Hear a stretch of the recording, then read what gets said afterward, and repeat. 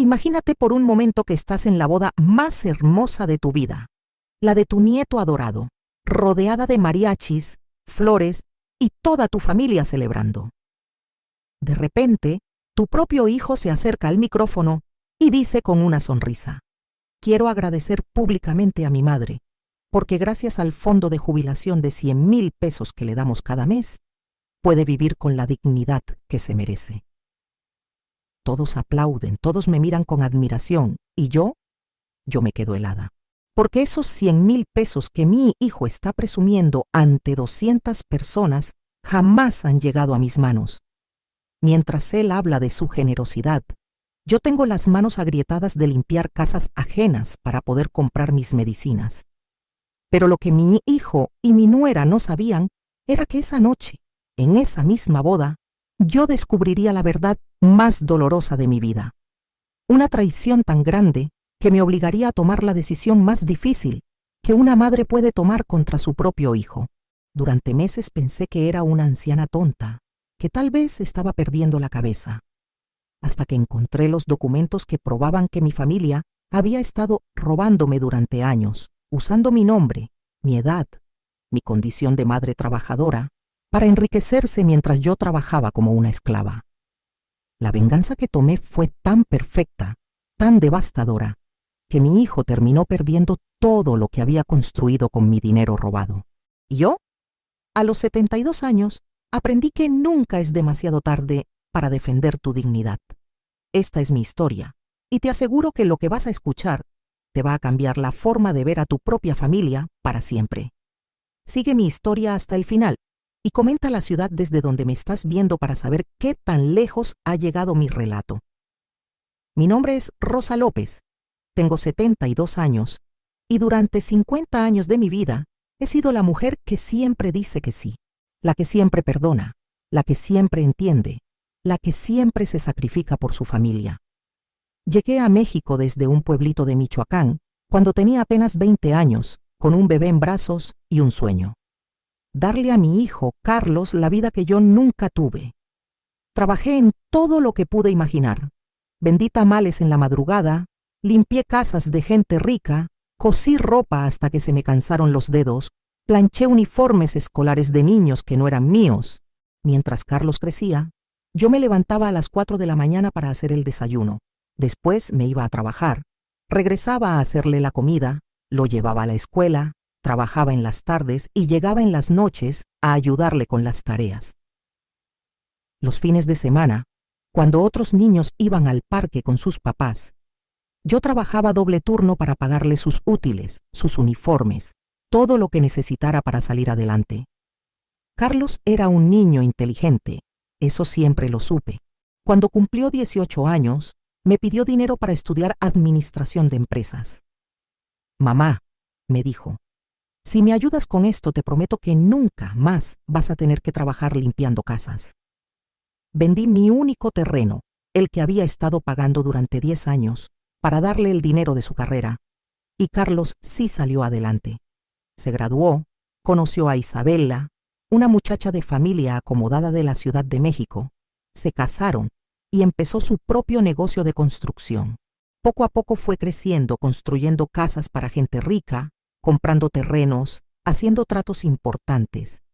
Yo estaba tan orgullosa de él. Cada vez que alguien me preguntaba por mi hijo, yo decía con el pecho inflado: mi Carlos es empresario, tiene su propia compañía constructora, mi nuera es muy educada, tienen una casa hermosa en Las Lomas. Pero mientras Carlos prosperaba, yo seguía limpiando casas. Es temporal, mamá, me decía cuando yo le comentaba que ya estaba cansada, que mis rodillas me dolían, que mis manos ya no aguantaban tanto cloro y detergente. En cuanto termine este proyecto grande, te vamos a traer a vivir con nosotros. Ese proyecto nunca terminó. Siempre había otro proyecto, siempre había otra excusa. Isabela, mi nuera, al principio fue amable conmigo. Me hablaba de usted, me preguntaba por mi salud, me invitaba a comer los domingos, pero después del segundo año de matrimonio, las cosas cambiaron. Ya no era Doña Rosa, ahora era simplemente la señora. Las invitaciones se volvieron cada vez más escasas. Cuando nació mi primer nieto, Miguel, pensé que las cosas mejorarían. Yo podría ser la abuela que cuidara a los niños, que les hiciera de comer, que les contara cuentos. Pero Isabela tenía otros planes. Contrató a una niñera cara, mandó a Miguel a un kinder privado, y a mí me veían solo en ocasiones especiales, siempre con la advertencia de no lo malcríe doña Rosa o no le dé dulces, tiene una dieta especial. Después nació mi segunda nieta, Sofía, y la historia se repitió. Yo era la abuela de adorno, la que aparecía en las fotos familiares para que se viera que Carlos era un buen hijo, pero mi opinión sobre la crianza de mis nietos no importaba. Los años fueron pasando, y yo seguía con mi rutina. Lunes, miércoles y viernes limpiaba la casa de la señora Hernández, martes y jueves la del licenciado Martínez, los sábados la de la doctora Ramírez. Mi cuerpo ya no era el mismo, mis fuerzas ya no eran las mismas, pero yo necesitaba el dinero para mis medicinas, para mi renta, para mi comida. Carlos lo sabía, Isabela lo sabía, toda la familia sabía que yo, a los 70 años, seguía trabajando como empleada doméstica para sobrevivir, pero nadie parecía ver esto como un problema. Pero la verdadera humillación comenzó hace 3 años, cuando Carlos compró una casa nueva en una zona exclusiva de Guadalajara. Una mansión de 2 pisos, con jardín, alberca y 3 recámaras para visitas. Mamá, me dijo por teléfono, ya tenemos la casa perfecta para que vengas a vivir con nosotros. Tienes tu propio baño, tu propia entrada, vas a estar muy cómoda. Yo lloré de la emoción. Después de tantos años trabajando, por fin iba a poder descansar, estar cerca de mis nietos, ayudar en la casa, ser parte de la familia de verdad.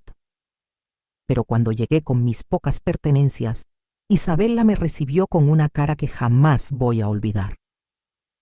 «Ay, suegra», me dijo, «disculpe, pero surgió un imprevisto. La recámara que le habíamos preparado la vamos a necesitar para la oficina de Carlos.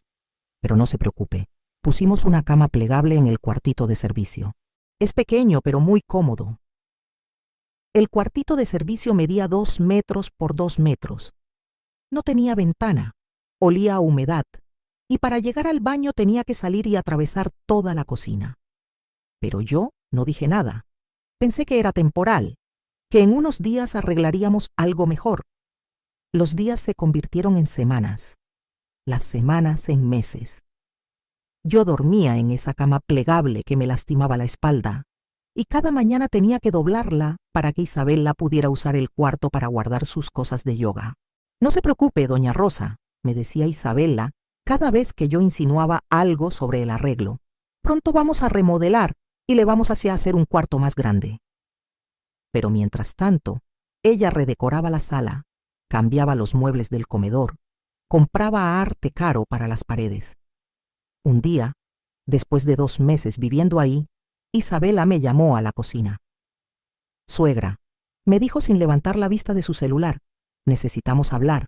Usted sabe que nosotros la queremos mucho, pero mantener una casa tan grande es muy caro. Los gastos de luz, agua, gas, todo ha subido muchísimo desde que llegó». Se me hizo un nudo en la garganta. «¿Qué me estás diciendo, mija?» No se malinterprete.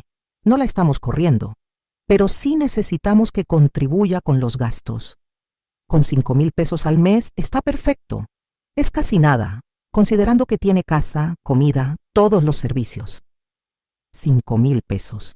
Eso era casi todo lo que yo ganaba limpiando casas. «Pero Isabela», le dije, «si yo pago eso, no me va a quedar nada para mis medicinas, para mi ropa». «Ay, suegra, no sea exagerada. Además, Carlos dice que ya es hora de que se retire. Usted ya tiene 70 años, ya trabajó mucho.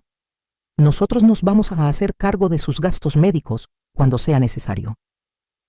Esa fue la primera mentira grande que me dijeron a la cara, porque yo seguí trabajando, siguiendo pagando mis 5,000 pesos de renta, y cada vez que necesitaba algo para mi salud, tenía que pedirlo como si fuera una limosna. Pero lo que más me dolía era cómo me trataban delante de mis nietos, Miguel, que ya tenía 15 años, apenas me hablaba. Sofía, de 12, me veía como si yo fuera la empleada doméstica que vivía en el cuarto de servicio. Un domingo, mientras toda la familia comía en el comedor, yo estaba sirviendo la mesa como siempre hacía. Isabela estaba contándole a su hermana sobre su nuevo coche, un BMW blanco que acababa de comprar.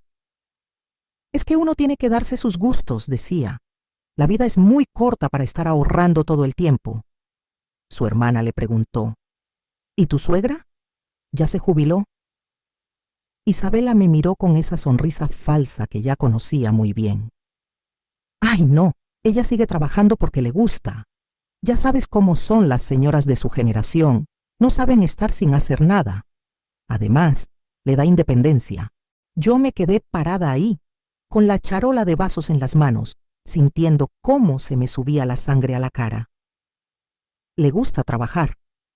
Como si limpiar baños ajenos a los 70 años fuera mi pasatiempo favorito. Pero lo peor estaba por venir. Una noche, yo estaba acostada en mi cama plegable cuando escuché voces en la cocina. Carlos e Isabela estaban hablando, y por la pared delgada del cuartito de servicio se escuchaba todo perfectamente. «Ya me tiene harta tu mamá», decía Isabela. «Siempre anda de cara larga, siempre con sus indirectas de que está cansada, de que le duelen las rodillas. Si no le gusta vivir aquí, que se vaya a rentar su cuartito en otra parte». «Amor, no seas así», contestó Carlos. «Ella me ayudó mucho cuando yo era joven. Es mi mamá». «Exacto, Carlos. Te ayudó cuando eras joven. Ya pagaste esa deuda. Ahora tienes tu propia familia, tus propias responsabilidades. Tu mamá ya es una carga, y encima vive gratis en nuestra casa». «No vive gratis, paga su renta». 5,000 pesos, Carlos. Eso no alcanza ni para la luz que gasta con su calentoncito en las noches. Además, siempre está ahí, siempre escuchando nuestras conversaciones, siempre metida en todo. Mis amigas ya me preguntaron si no me incomoda tener a mi suegra viviendo con nosotros. Yo me tapé la boca para no hacer ruido, pero las lágrimas me corrían por las mejillas. 50 años cuidando a este hombre, y ahora yo era una carga. «¿Qué propones?», preguntó Carlos. «Búscale un asilar barato, o que se vaya con algún familiar. Aquí ya no puede quedarse». Esa noche no pude dormir. Al día siguiente, mientras limpiaba la casa de la señora Hernández, no podía concentrarme. Cada vez que pasaba el trapo, se me llenaban los ojos de lágrimas. La señora Hernández, que ya me conocía desde hacía años, se dio cuenta. «Rosa, ¿qué tienes? Te veo muy triste». Yo no quería preocuparla, pero ya no aguantaba cargar con esa pena sola. Es que mi familia, ay señora, no sé ni cómo explicarle. «Ándale, cuéntame. A veces hablar ayuda». Y le conté todo. Le conté de la casa que vendí para pagarle la universidad a Carlos, de los años trabajando para que él saliera adelante, de cómo ahora me trataban como una empleada en mi propia familia, de la conversación que había escuchado en la noche. La señora Hernández me escuchó en silencio y cuando terminé, me puso la mano en el hombro. «Rosa», me dijo, «lo que te están haciendo no está bien. Tú no eres una empleada, eres la mamá. Y una mamá que se sacrificó toda la vida merece respeto, no humillaciones». Pero lo que pasó después iba a cambiar mi vida para siempre. Porque 3 semanas después de esa conversación que escuché, llegó la invitación de la boda de Miguel, mi nieto mayor. Y ahí fue donde descubrí que toda la humillación que había vivido era solo la punta del iceberg de una traición mucho más grande. La boda de Miguel iba a ser en el salón más elegante de Guadalajara. Cuando Isabela me entregó la invitación, me dijo: «Suegra, obviamente usted está invitada, pero por favor cómprese algo bonito para ponerse. Va a haber gente muy importante». Yo gasté los últimos pesos que tenía ahorrados en un vestido azul marino sencillo, pero decente. Me arreglé el pelo en una peluquería barata, me puse mis únicos zapatos buenos, que ya estaban gastados, pero los había limpiado hasta que brillaran. Llegué al salón y no podía creer lo que veía. Había mariachis, mesas decoradas con flores caras, un pastel de 3 pisos, meseros en uniforme sirviendo copas de champán. Todo era de lujo, todo era perfecto, debía o haber costado una fortuna. Me senté en la mesa que me asignaron, junto con algunos primos lejanos y conocidos que casi no veía. Isabela había puesto a todas las familias importantes cerca del novio y la novia, y a mí me había colocado hasta atrás, como si fuera una invitada de cortesía. Pero yo estaba feliz de estar ahí. Mi nieto se veía hermoso en su traje, su novia era una muchacha dulce, y por una noche iba a poder olvidarme de todos mis problemas y celebrar con mi familia. Después de la cena, llegó el momento de los brindis. El papá de la novia habló primero, después algunos amigos, y finalmente Carlos se acercó al micrófono. Buenas noches a todos. Comenzó con esa voz segura que siempre había tenido desde joven. Quiero agradecerles por acompañarnos en este día tan especial para nuestra familia. La gente aplaudió, y Carlos siguió hablando. Habló de lo orgulloso que estaba de Miguel, de lo mucho que quería a su nueva nuera, de los planes que tenían para el futuro. Y entonces dijo las palabras que me cambiaron la vida para siempre. También quiero aprovechar esta oportunidad para hablar de alguien muy especial para mí. Mi madre, doña Rosa López, que está aquí con nosotros esta noche. Todos voltearon a verme, y yo sentí que se me subían los colores. Carlos siguió. Mi mamá es la mujer más trabajadora que conozco, y gracias a Dios, Isabela y yo hemos podido retribuirle un poquito de todo lo que ella hizo por mí. Cada mes le damos un fondo de jubilación de 100,000 pesos para que pueda vivir con la dignidad que se merece después de tanto trabajo. El salón completo se llenó de aplausos. 200 personas aplaudiendo, gritando, ¡qué bonito! ¡Qué buen hijo! Así se hace. Yo me quedé helada en mi silla. 100,000 pesos al mes. Todos esos señores elegantes, esas familias ricas me estaban viendo como si yo fuera una anciana afortunada, que tenía un hijo maravilloso que cuidaba de ella. Pero yo sabía la verdad. Yo sabía que esos 100,000 pesos jamás habían llegado a mis manos. Yo sabía que al día siguiente me iba a levantar a las 5 de la mañana para ir a limpiar la casa de la doctora Ramírez, como hacía cada sábado desde hacía años. Carlos siguió hablando. Por eso mi mamá puede vivir tranquila, disfrutando de su jubilación bien merecida, sin preocupaciones económicas. Más aplausos. La gente me sonreía con esa admiración que se le tiene a las abuelitas que han tenido la suerte de tener hijos prósperos y agradecidos. Cuando Carlos terminó su discurso, varias personas se acercaron a mi mesa para felicitarme. «¡Qué suerte tiene, doña Rosa!», me decían. «¡Qué hijo tan maravilloso le dio Dios!». Yo solo sonreía y asentía, pero por dentro se me estaba revolviendo el estómago. Me sentía como una actriz representando un papel que no había escogido. Después de la cena, cuando el baile ya había empezado, me levanté para ir al baño.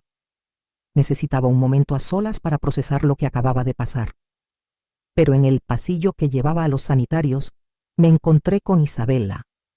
Estaban hablando por teléfono, dándole la espalda, y no me vio llegar. Escuché que decía, «No, mamá, no te preocupes por los gastos de la boda. Con el dinero que sacamos cada mes del fondo de la abuelita, alcanzó perfectamente para todo». Se me pararon los pelos de la nuca. Me quedé escondida detrás de una columna escuchando. «Sí, mamá, 100,000 pesos cada mes. Es perfecto porque nadie cuestiona los gastos en adultos mayores, y la vieja ni siquiera sabe que existimos. Carlos le dice que es para su jubilación, pero obvio que ese dinero es para nuestros gastos».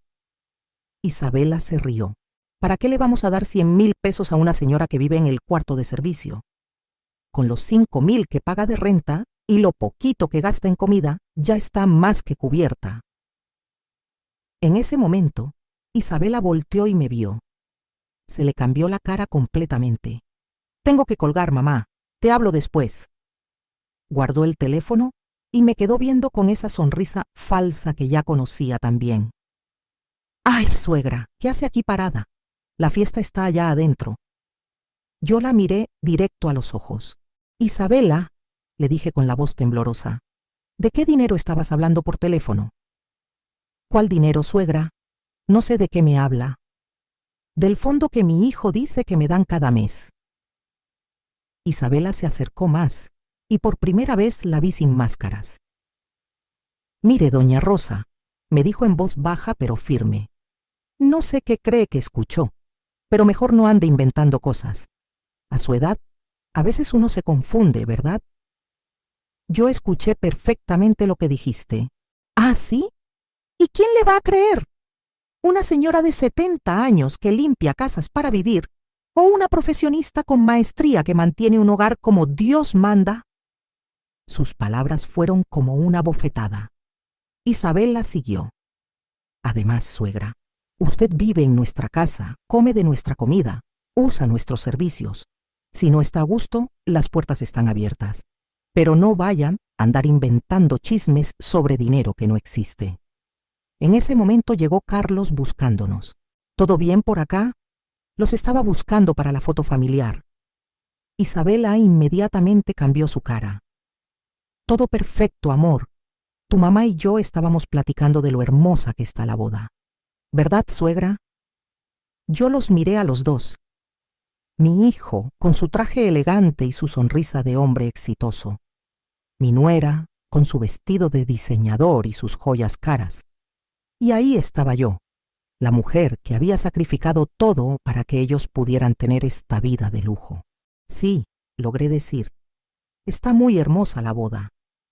Pero esa noche, cuando llegué a mi cuarto de servicio y me acosté en mi cama plegable, ya no era la misma Rosa López que había salido en la mañana, porque ahora sabía la verdad.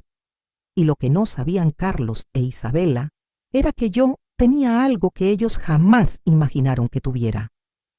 Algo que había guardado en secreto durante años, esperando el momento correcto. Era momento de que supieran quién era realmente Rosa López. Al día siguiente de la boda, me levanté como siempre a las 5 de la mañana. Pero esta vez no fue para ir a trabajar. Esta vez fue para empezar a planear la lección más importante que mi hijo e Isabela iban a recibir en su vida. Mientras ellos dormían después de la fiesta, yo me fui caminando a la casa de mi comadre María, que vive a 6 cuadras. María es mi amiga desde hace 20 años, la única persona que siempre me ha dicho las verdades sin maquillaje. Comadre, le dije cuando abrió la puerta, necesito contarte algo, pero primero hazme un café bien cargado, porque lo que te voy a decir va sintiendo a necesitar toda tu atención. Le conté todo, desde el discurso de Carlos en la boda hasta la conversación que escuché de Isabela por teléfono. María me escuchó en silencio, pero yo podía ver cómo se le iba poniendo más roja la cara. ¡Hijos de su rechingada madre!, gritó cuando terminé de contarle. Rosa, eso no es ingratitud, eso es robo. Están usando tu nombre para sacar dinero y tú ni siquiera lo sabías. Pero comadre, ¿quién me va a creer? Como dice Isabela, ¿quién le va a creer a una vieja que limpia casas? María me agarró de las manos. Rosa, ¿te acuerdas de mi primo Javier, el que trabaja en el banco? Él me ha contado que estos fraudes pasan más seguido de lo que uno se imagina. Hijos que usan a sus papás para evadir impuestos o para sacar préstamos. Pero ¿cómo voy a probar algo así? Pues investigando, comadre. Si realmente están moviendo dinero a tu nombre, tiene que haber papeles, documentos, algo. Esa tarde, mientras Carlos e Isabela estaban en una comida familiar a la que, como siempre, no me invitaron, decidí hacer algo que jamás pensé que haría: revisar los papeles de mi hijo. Me metí a su oficina, que estaba en la planta alta de la casa. Nunca había entrado ahí, porque Isabela siempre decía que era un espacio privado de trabajo, pero ya no me importaba respetar su privacidad cuando ellos no respetaban ni mi dignidad. La oficina estaba perfectamente organizada. Carlos siempre fue muy ordenado para sus cosas. Había un escritorio grande, estantes llenos de carpetas y un archivero con llave. Pero la llave estaba puesta, así que lo abrí. Encontré carpetas marcadas con diferentes años: 2021, 2022, 2023, 2024. Abrí la del año actual y empecé a revisar. Había facturas, contratos, estados de cuenta bancarios. Todo estaba muy bien organizado, separado por meses. Cuando llegué a los estados de cuenta, casi se me sale el corazón. Ahí estaba, negro sobre blanco. Transferencia mensual, Fondo Rosa López, 100,000 pesos. Pero la transferencia no era para mí.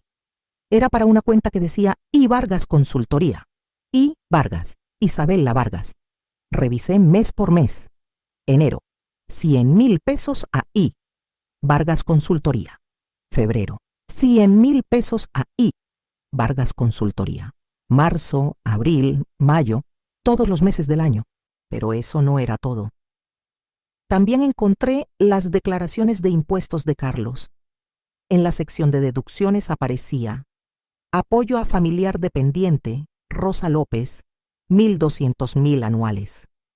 1,200,000 pesos al año que Carlos se estaba ahorrando en impuestos, diciendo que me los daba para mi manutención. Con las manos temblorosas, saqué mi celular y empecé a tomarle fotos a todos los documentos. No sabía muy bien cómo usar la cámara del teléfono, pero mi nieta Sofía me había enseñado lo básico el año pasado. Cuando terminé de fotografiar todo, guardé los papeles exactamente como los había encontrado y salí de la oficina. Me fui directamente a mi cuarto y cerré la puerta con seguro. Al día siguiente era lunes, y yo tenía que ir a trabajar a casa de la señora Hernández. Pero antes de irme, hice algo más. Fui a la cocina, donde Isabela estaba desayunando mientras revisaba su celular. «Buenos días, mija», le dije con la sonrisa más dulce que pude poner. «Buenos días, suegra. ¿Ya se va a trabajar?» «Sí, pero antes quería preguntarte algo. Ayer en la boda varias personas me felicitaron por el dinero que ustedes me dan cada mes. La verdad me dio mucha pena, porque yo no sabía que ustedes estaban hablando de eso con la gente». Isabela levantó la vista de su celular. «¿Ah, sí? ¿Qué personas?» «Pues varias familias. Todos muy contentos de saber que ustedes me ayudan tanto. De verdad me emocioné mucho saber que tienen tan buen corazón». Isabela me miró con desconfianza, pero yo seguí sonriendo inocentemente. «La verdad, mija, a veces siento que soy una carga para ustedes, pero saber que me ven como familia, que se preocupan tanto por mi bienestar, ay, no sabes cómo me tranquiliza el corazón». «No, suegra, para nada es una carga. Nosotros siempre vamos a cuidar de usted». «Lo sé, mija, lo sé. Por eso me da tanto gusto que tengan tan buen corazón para ayudarme con mis gastos, aunque yo no sepa muy bien cómo funcionan esas cosas del dinero». Durante las siguientes 2 semanas, seguí comportándome como la Rosa López de siempre. La abuelita sumisa, la que no entiende de dinero, la que está agradecida por las migajas que le dan.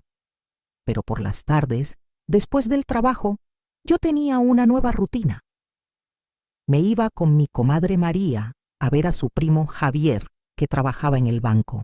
Javier me explicó muchas cosas que yo no sabía sobre cómo funcionaba el dinero, los impuestos, las cuentas bancarias. Doña Rosa me dijo en una de nuestras conversaciones: «Lo que le están haciendo no solo es moralmente incorrecto, también es ilegal. Están cometiendo fraude fiscal y apropiación indebida. Esto puede traerles problemas muy serios». «Pero yo puedo hacer algo».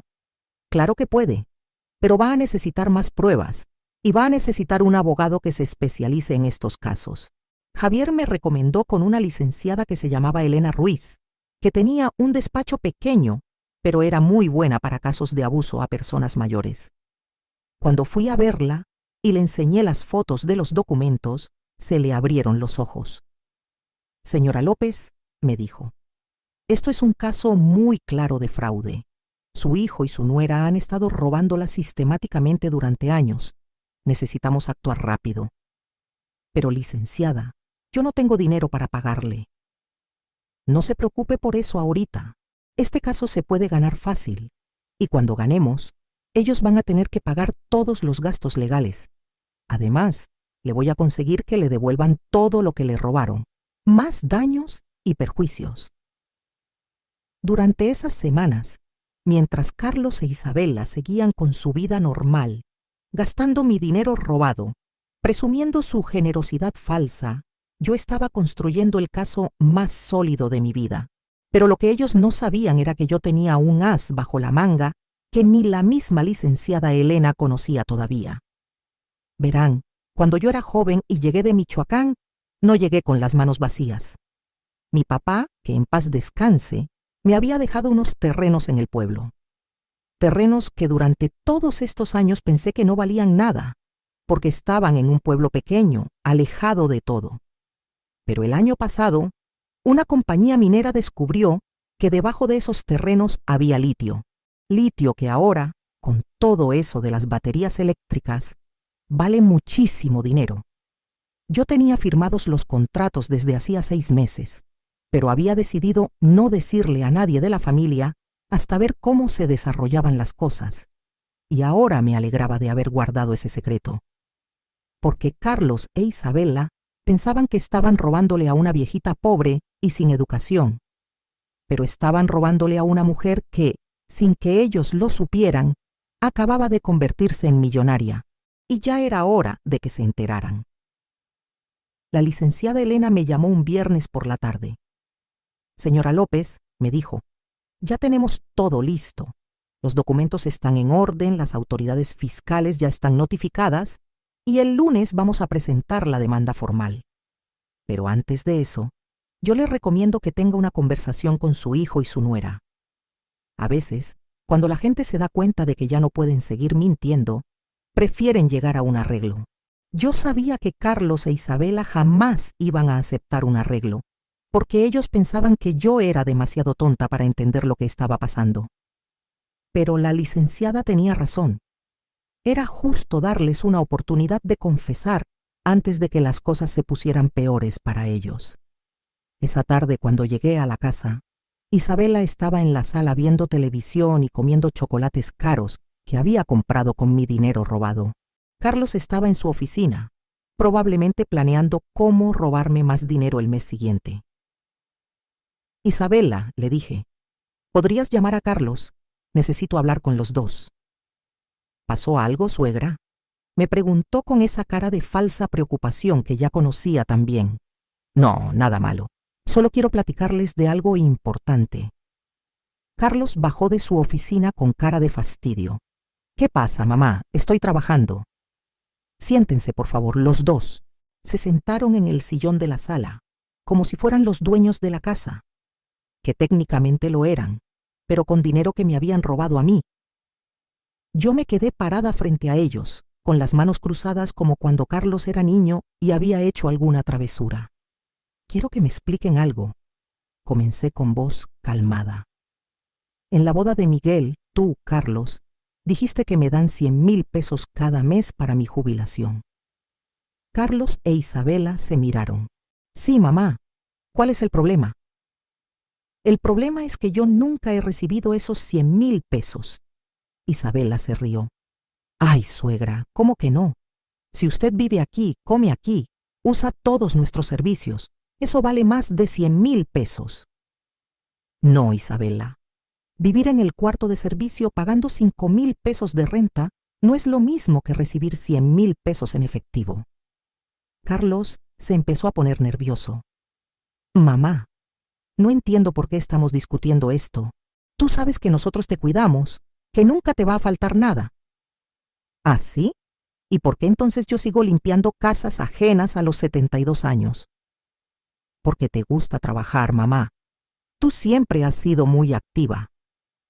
En ese momento saqué mi celular y les enseñé las fotos que había tomado en la oficina de Carlos. Explíquenme esto entonces. Isabela se puso pálida cuando vio la primera foto. Carlos se acercó para ver mejor y casi se le sale la mandíbula. ¿De dónde sacaste eso?, me preguntó con la voz quebrada. De tu oficina, Carlos, donde guardas todos los papeles de cómo me han estado robando durante años. Isabela se paró como resorte. ¿Usted anduvo revisando nuestras cosas privadas? Eso es violación de la privacidad. Isabela, querida, le dije con la sonrisa más dulce que pude. ¿Sabes qué también es violación? Robarle a una anciana, usar su nombre para evadir impuestos y mentirle a toda la familia sobre dinero que nunca le dieron. Carlos se puso de pie tratando de recuperar el control. Mamá, tú no entiendes cómo funcionan las finanzas. Ese dinero sí es para ti, pero lo administramos nosotros para que rinda más. En la cuenta de I. Vargas Consultoría, la empresa de Isabela, Isabela ya no pudo mantener la compostura. A ver, señora, bájele de huevos. Usted no sabe ni sumar y nos va a venir a dar clases de finanzas. Isabela, le dije muy tranquila, siéntate. No me voy a sentar. Esta es mi casa y aquí yo mando. ¿Tu casa? ¿Comprada con qué dinero? Carlos trató de intervenir. Mamá, ya basta. Estás confundida. Estás malinterpretando las cosas. ¿Malinterpretando qué, Carlos? ¿Los documentos de Hacienda donde declaras que me das 1.200.000 pesos al año? ¿Los estados de cuenta donde se ve claramente que ese dinero va a parar a la cuenta de tu esposa? Isabela y Carlos se miraron, y yo pude ver el momento exacto en que se dieron cuenta de que ya no podían seguir mintiendo. ¿Sabes qué es lo que más me duele?, les dije. No es el dinero. Es que durante todos estos años me hicieron sentir como una inútil, como una carga, como alguien que debería estar agradecida por las migajas que me daban. Las lágrimas se me empezaron a salir, pero no eran lágrimas de tristeza, eran lágrimas de coraje. Yo vendí mi único terreno para pagarte la universidad, Carlos. Trabajé 15 horas al día durante 30 años para que tú pudieras tener una vida mejor. Y así me pagas, robándome, humillándome, tratándome como si fuera su empleada doméstica. Carlos se acercó e intentó abrazarme. Mamá, perdóname, nosotros no queríamos. No me toques, le grité empujándolo. No te atrevas a tocarme con esas manos de ladrón. Isabela ya había empezado a llorar, pero no de arrepentimiento, sino de coraje. Todo esto es culpa suya, me gritó. Usted nunca debió meter las narices en nuestros asuntos. Estaba perfectamente bien sin saber nada. ¿Sin saber que me estaban robando? ¿Sin saber que ustedes vivían como ricos con mi dinero mientras yo trabajaba como esclava? Sí, exactamente. Usted estaba bien, nosotros estábamos bien, todos estábamos bien hasta que se puso a investigar cosas que no le importan. En ese momento, supe que Isabela había mostrado su verdadera cara. Ya no había más máscaras, ya no había más mentiras bonitas. Carlos trató de calmarla. Isabela, cálmate, esto lo podemos arreglar. ¿Arreglar cómo, Carlos? Tu mamá ya sabe todo, y seguramente ya le fue a contar a medio mundo. Yo sonreí. No, Isabela, no le conté a medio mundo. Los dos se relajaron un poquito. Solo le conté a la licenciada Elena Ruiz, especialista en fraudes financieros y abuso a personas mayores. Se les cambió la cara completamente. Y también le conté al licenciado Javier Hernández del banco, que ya reportó el caso a las autoridades fiscales. Carlos se puso blanco como papel. Mamá, ¿qué hiciste? Lo que debía haber hecho hace años, Carlos, defenderme. Isabela empezó a gritar como loca. No puede hacer eso. Es su familia. No puede denunciar a su propia familia. Ustedes no son mi familia, les dije con una calma que ni yo sabía que tenía. Mi familia no me robaría. Mi familia no me humillaría. Mi familia no me haría trabajar como esclava a los 70 años. Carlos se derrumbó en el sillón. ¿Qué va a pasar ahora? El lunes se presenta la demanda formal. Fraude fiscal, apropiación indebida y abuso a persona mayor. Cada delito puede llevarlos a la cárcel. Isabela se me acercó con cara de desesperada. Suegra, por favor, piénselo bien. Si nosotros vamos a la cárcel, ¿qué va a pasar con Miguel y con Sofía? ¿Quiere que sus nietos crezcan sabiendo que su abuela metió a sus papás a la cárcel? Esa fue la gota que derramó el vaso. ¿Ahora resulta que yo soy la mala? Después de años de robarme, humillarme, tratarme como basura, ahora resulta que yo soy la que está destruyendo a la familia. Me acerqué a Isabela y la miré directo a los ojos. Tú destruiste esta familia desde el día que decidiste robarle a la abuela de tus hijos. y Carlos la destruyó desde el día que eligió el dinero sobre su madre. Pero podemos devolverte el dinero, dijo Carlos desesperado. Todo lo que sea, lo que tú digas. ¿Cuánto dinero, Carlos? ¿Los 100,000 pesos de este mes? ¿O los 2,400,000 pesos que me han robado en los últimos 2 años? Los números los dejaron helados. Ellos ni siquiera se habían dado cuenta de cuánto dinero habían robado en total. Además, seguí, ¿con qué dinero me van a pagar? ¿Con el dinero que van a robarme el mes que viene? Y entonces llegó el momento de darles la sorpresa más grande de su vida. Porque lo que ustedes no saben, les dije sonriendo, es que ya no necesito que me mantengan. Saqué de mi bolsa un folder que había estado cargando desde hacía una semana. ¿Ven estos papeles? Son los contratos de venta de mis terrenos en Michoacán. Terrenos que acaba de comprar una empresa minera. Les enseñé la primera página del contrato, donde aparecía la cantidad. 12 millones de pesos. Isabela se desmayó. Literalmente se desmayó y se cayó al suelo. Carlos se quedó con la boca abierta, leyendo el papel una y otra vez.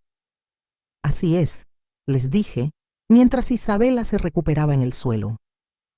La viejita tonta que ustedes estuvieron robando todos estos años, resulta que es millonaria. Pero mamá, ¿por qué nunca nos dijiste? Porque quería ver hasta dónde llegaban, Carlos. Quería ver si en algún momento su conciencia les iba a pesar más que su ambición. Isabela se levantó del suelo, con los ojos rojos y el maquillaje corrido. ¿Y ahora qué?, me preguntó. Ahora, les dije, ustedes van a aprender lo que se siente que te roben la dignidad. 3 meses después de esa confrontación, mi vida había cambiado completamente. El lunes siguiente, tal como había prometido, la licenciada Elena presentó la demanda. Pero lo que pasó después fue más satisfactorio de lo que yo jamás imaginé. Resulta que cuando las autoridades de Hacienda empezaron a investigar las finanzas de Carlos, descubrieron que el fraude era mucho más grande de lo que pensábamos. No solo habían usado mi nombre para evadir impuestos, también habían falsificado documentos para obtener créditos bancarios, habían mentido sobre sus ingresos reales y tenían varias empresas fantasma. Isabela, que se creía muy inteligente con su maestría y sus estudios, había dejado un rastro de evidencias que cualquier contador principiante podría haber seguido. El escándalo fue tan grande que hasta salió en los periódicos locales. Empresario constructor defrauda a su propia madre de 72 años. Nuera profesionista organiza esquema de robo familiar. Los titulares eran devastadores para ellos. Carlos perdió todos sus contratos de construcción. ¿Quién iba a confiar en un hombre que le roba a su propia madre? Isabela perdió su trabajo en la empresa de consultoría donde trabajaba. Nadie quería tener empleados con antecedentes penales por fraude. La casa donde yo había vivido en el cuarto de servicio fue embargada por el banco. Resulta que gran parte de los pagos de la hipoteca los habían hecho con mi dinero robado. Así que el juez determinó que la casa me pertenecía parcialmente. Miguel y Sofía, mis nietos, vinieron a verme una tarde. Estaban confundidos, dolidos, avergonzados. «Abuela», me dijo Miguel, «nosotros no sabíamos nada de lo que estaban haciendo papá y mamá». «Lo sé, mijito», le respondí abrazándolos a los tú. «Ustedes no tienen la culpa de las decisiones que tomaron sus papás». «¿Es cierto que eres millonaria?», me preguntó Sofía con esa curiosidad inocente de los niños. «Es cierto, mi amor. Pero ¿sabes qué es lo más importante? Que ahora sé quién me quiere de verdad y quién me quería por mi dinero». Los dos se quedaron callados un momento. «Nosotros te queremos, abuela. No por el dinero, sino porque eres nuestra abuela». Esa tarde lloré, pero eran lágrimas de alivio. Al menos mis nietos estaban bien. Al menos ellos no habían perdido el corazón. Carlos e Isabela fueron sentenciados a 3 años de cárcel cada uno, aunque probablemente saldrían antes por buena conducta. Además, tenían que pagarme una indemnización de 5 millones de pesos por daños y perjuicios. Yo podría haber sido cruel, Podría haberlos dejado pudrirse en la cárcel sin ayudarlos, pero decidí ser mejor persona que ellos. Contraté a un abogado para que los representara y logré que la sentencia se redujera a 2 años con libertad condicional, siempre y cuando pagaran la restitución completa del dinero robado más los intereses. Pero las condiciones eran muy claras. Tenían prohibido acercarse a mí sin mi autorización. Si querían ver a sus hijos, tenían que pedirme permiso. Si necesitaban algo, tenían que pedírmelo por escrito. Con mi dinero del litio compré una casa hermosa en una zona tranquila de Guadalajara. No una mansión ostentosa como la que tenían ellos, sino una casa cómoda, con un jardín grande donde puedo sembrar flores y verduras, con una recámara extra para cuando mis nietos me quieran visitar. También contraté a Luisa, la empleada doméstica que me había ayudado a conseguir evidencias contra Carlos e Isabella. Ahora ella trabaja conmigo, pero no como empleada, sino como mi compañera de casa. Las dos somos mujeres trabajadoras. Las dos entendemos lo que es luchar por salir adelante. Dejé de limpiar casas ajenas, obviamente, pero no me quedé sentada sintiéndome millonaria. Con parte de mi dinero, abrí un centro de apoyo para mujeres mayores que estuvieran pasando por abuso familiar o financiero. El centro se llama Rosa López, y ahí ayudamos a señoras como yo que han sido víctimas de sus propias familias. Tenemos abogados gratuitos, trabajadores sociales, psicólogos, todo lo que necesita una mujer mayor para defenderse de los hijos ingratos o los parientes abusivos. María, mi comadre, se volvió la coordinadora del centro. Ella tiene la experiencia de haber visto tantos casos en el barrio y tiene la paciencia para escuchar a las señoras que llegan llorando porque sus familias las están maltratando. El primer año ayudamos a 43 mujeres, 43 abuelas que recuperaron su dignidad, que aprendieron a decir no, que descubrieron que nunca es demasiado tarde para defenderse. Una de ellas era doña Carmen, de 68 años, que vivía en el garage de la casa de su hija porque la nuera no la quería adentro. Otra era doña Esperanza, de 75 años, cuyos hijos le quitaron su pensión y la tenían limpiando la casa familiar sin pagarle. Cada historia que escuchaba me confirmaba que lo que me había pasado no era único. Hay miles de mujeres como yo, mujeres que se sacrificaron toda la vida por sus familias y que en lugar de recibir cariño y respeto en su vejez, reciben humillaciones y abusos. Pero también cada mujer que logramos ayudar me demostraba que sí se puede cambiar la situación, que sí se puede recuperar la dignidad, que sí se vale defenderse aunque sea contra tu propia familia. Carlos me mandó una carta el año pasado, una carta pidiendo perdón, diciendo que había reflexionado mucho sobre lo que había hecho, que se había dado cuenta de lo mal que me había tratado. Mamá, escribía, sé que no merezco tu perdón, pero quiero que sepas que todos los días pienso en ti, en todo lo que sacrificaste por mí, en cómo te pagué con ingratitud y robos. Si pudiera regresar el tiempo, haría las cosas diferentes. La carta era bonita, parecía sincera, pero yo ya había aprendido a no creer en palabras bonitas sin acciones que las respaldaran. Le contesté con una carta muy corta. Carlos, el perdón no se pide con palabras, se gana con acciones. Cuando demuestres con hechos que has cambiado, podremos hablar. Isabela nunca me pidió perdón.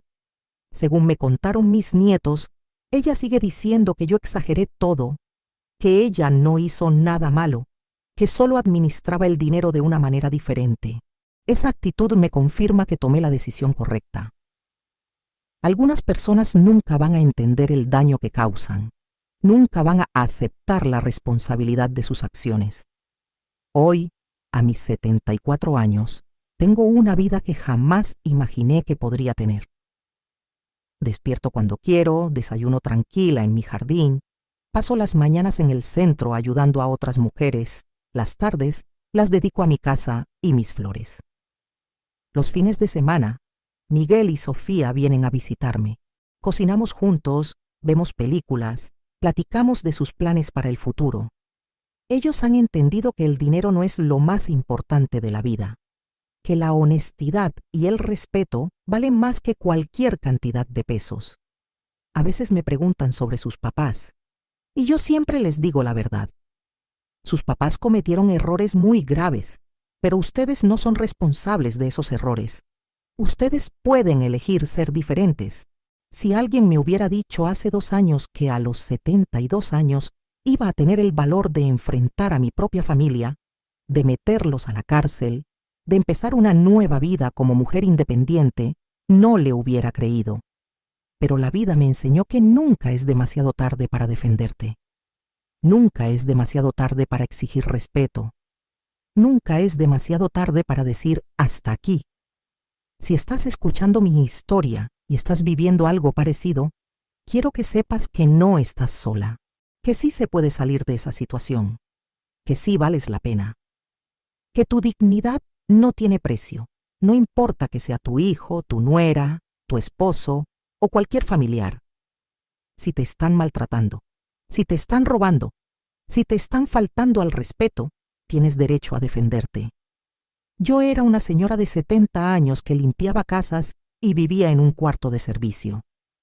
Si yo pude cambiar mi vida, tú también puedes. El respeto no se ruega, se impone. La dignidad no se mendiga, se defiende. Y el amor verdadero no humilla, no roba, no maltrata.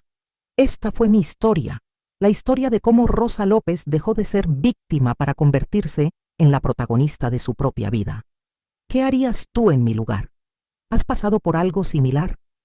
Cuéntame en los comentarios porque juntas somos más fuertes. Y recuerda, nunca es demasiado tarde para recuperar tu dignidad.